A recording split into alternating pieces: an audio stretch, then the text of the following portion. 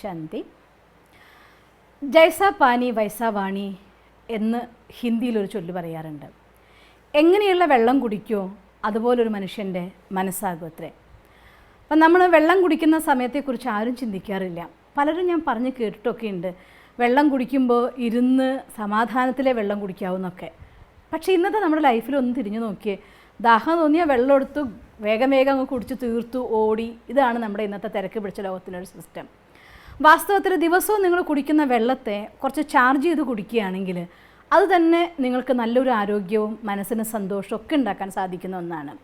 ക്ഷേത്രങ്ങളിൽ നിന്ന് തീർത്ഥജലം ലഭിക്കാറുണ്ട്. അത് നമ്മൾ പ്രാർത്ഥിച്ച് അവർ മന്ത്രം ജപിച്ച് ദേവൻ്റെ ദേവിയുടെ മുന്നിൽ വെച്ചതായിട്ടുള്ള വെള്ളം എടുത്ത് നമുക്ക് തരാറുണ്ട്. എന്തുകൊണ്ടാണ് തീർത്ഥജലത്തിന് അത്രയും മഹത്വം ഉണ്ടാവുന്നത്?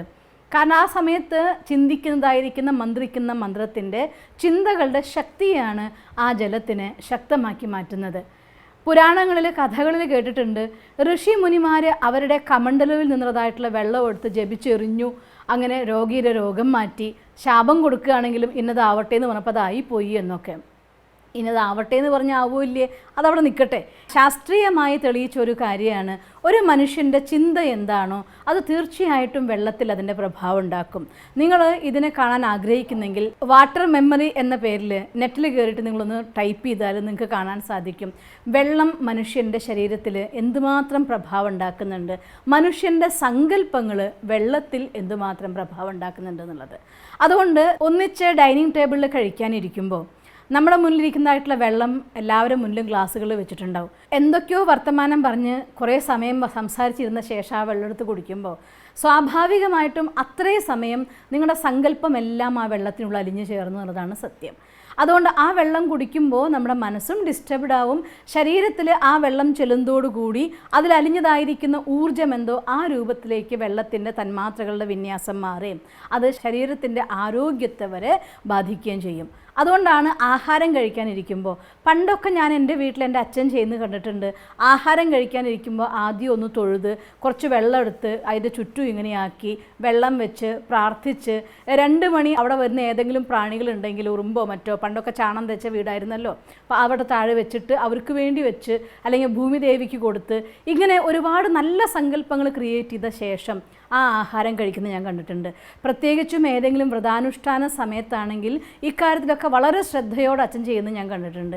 ഒരു കാര്യം ഉറപ്പായി എനിക്കും മനസ്സിലായി, രാജയോഗിയായപ്പോൾ ആഹാരം കയ്യിൽ കിട്ടിയ ശേഷം ഭഗവാനെ ഓർമ്മിച്ച് അതിൽ എനർജി നിറച്ചിട്ടാണ് കഴിക്കുന്നതെങ്കിൽ ആ ആഹാരം ഒരു മനുഷ്യൻ്റെ ശരീരത്തിനും മനസ്സിനും ഒരുപോലെ ആരോഗ്യം പ്രദാനം ചെയ്യുന്നതാണ്.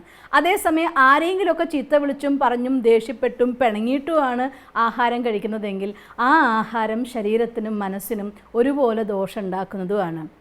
ആഹാരവും വെള്ളവും അതൊരു പ്രത്യേകിച്ചും മെയിനായിട്ട് വളരെ വേഗം വൈബ്രേഷൻ അബ്സോർബ് ചെയ്യാൻ കപ്പാസിറ്റി ഉള്ള ഒന്നാണ് വെള്ളം. അതുകൊണ്ട് നിങ്ങളുടെ വീട്ടിലുള്ള ആളുകളുടെ മനസ്സിനെ ശുദ്ധാക്കാൻ വേണ്ടി കൂടി വെള്ളത്തെ നന്നായിട്ട് പോസിറ്റീവായിട്ട് എനർജി എടുത്ത് കഴിയുമെങ്കിൽ കുറച്ച് സമയം മെഡിറ്റേറ്റ് ചെയ്ത്, നിങ്ങൾക്ക് നല്ല ക്ഷീണം തോന്നുന്നുണ്ടെങ്കിൽ കുറച്ച് വെള്ളം എടുക്കുക, ഒരു 10 മിനിറ്റ് സമയം മെഡിറ്റേറ്റ് ചെയ്യുക.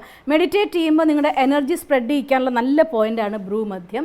ആ ഭ്രൂമധ്യത്തിലൂടെ എനർജി ആ വെള്ളത്തിലേക്ക് നിറയുന്നതായി സങ്കല്പിക്കുക. ആ എനർജി നിറഞ്ഞ ഓരോ കോശങ്ങളും ഭഗവാന്റെ കിരണങ്ങൾ കൊണ്ട് അഥവാ പോസിറ്റീവ് വൈബ്രേഷൻസ് കൊണ്ട് തുടിക്കുന്ന ജീവനുള്ള വെള്ളത്തെ കുടിച്ചാൽ ക്ഷീണം വരെ മാറ്റാൻ പറ്റും, രോഗത്തെ ഇല്ലാതാക്കാൻ പറ്റും. പലപ്പോഴും ഞാനിത് പ്രാക്ടീസ് ചെയ്ത് നോക്കാറുണ്ട്. അതുകൊണ്ട് നിങ്ങളൊരു കാര്യം ചെയ്യുക, വെള്ളത്തെ ശുദ്ധമാക്കി ആ ചാർജ് ചെയ്തുകൊണ്ട് കുടിക്കൂ. നിങ്ങൾക്കും നിങ്ങളുടെ മനസ്സിനെ നന്നാക്കാം.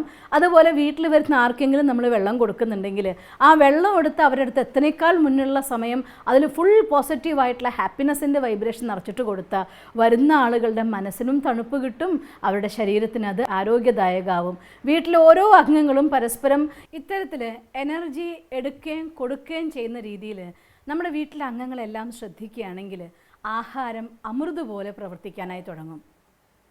പിന്നെ വേറൊരു കാര്യം കൂടെ നമ്മൾ ശ്രദ്ധിക്കാനുള്ളത്, വീട്ടിൽ TV വെച്ചിട്ട് ആ TVയുടെ സൗണ്ടിൻ്റെ ഉള്ളിൽ വൈബ്രേഷൻ്റെ ഉള്ളിൽ ആഹാരം കഴിക്കരുത്. അത് കഴിക്കുന്ന ആഹാരമാണെങ്കിലും വെള്ളമാണെങ്കിലും പരമാവധി പരസ്യങ്ങളിൽ കാണും എല്ലാവരും കയ്യിൽ ചായക്കപ്പുമായിട്ട് സോഫയിൽ വന്നിരുന്ന് TV ഓണാക്കി കാണുന്ന എല്ലാവരുടെയും മനസ്സിൽ ഒരു എൻജോയ്മെൻറ്റ് എന്ന് പറഞ്ഞു കഴിഞ്ഞാൽ ചായയോ കാപ്പിയോ ഒക്കെ എടുത്ത് TV ഇട്ട് ഒന്നിച്ചിരുന്ന് കാണുന്നത് എന്ന ഒരു വിചാരം വരും. ഇത് 100% തെറ്റായ ഒരു കമ്മ്യൂണിക്കേഷനാണ്.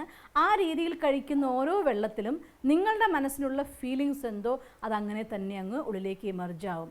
അതുകൊണ്ട് നിങ്ങളുടെ ആരോഗ്യം, മനസ്സിൻ്റെയും ശരീരത്തിൻ്റെയും ആരോഗ്യത്തെ നന്നാക്കി നിർത്താൻ വേണ്ടി ആഹാരം കഴിക്കുമ്പോൾ, വെള്ളം കുടിക്കുമ്പോൾ ഭഗവാന്റെ ഓർമ്മയിൽ കഴിച്ചാൽ അത് അമൃതാവും, അത് ശക്തിയാവും.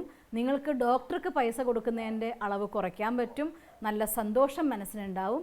അതുകൊണ്ട് ഇക്കാര്യത്തിലൊന്ന് ശ്രദ്ധിക്കും എന്ന് പ്രതീക്ഷിച്ചുകൊണ്ട് ഞാൻ എൻ്റെ വാക്ക് നിർത്തട്ടെ. ഓം ശാന്തി. ഈ വീഡിയോ നിങ്ങൾക്ക് ഇഷ്ടപ്പെട്ടുവെങ്കിൽ തീർച്ചയായും ഈ യൂട്യൂബ് ചാനൽ സബ്സ്ക്രൈബ് ചെയ്താലും കൂടാതെ please like it and share it.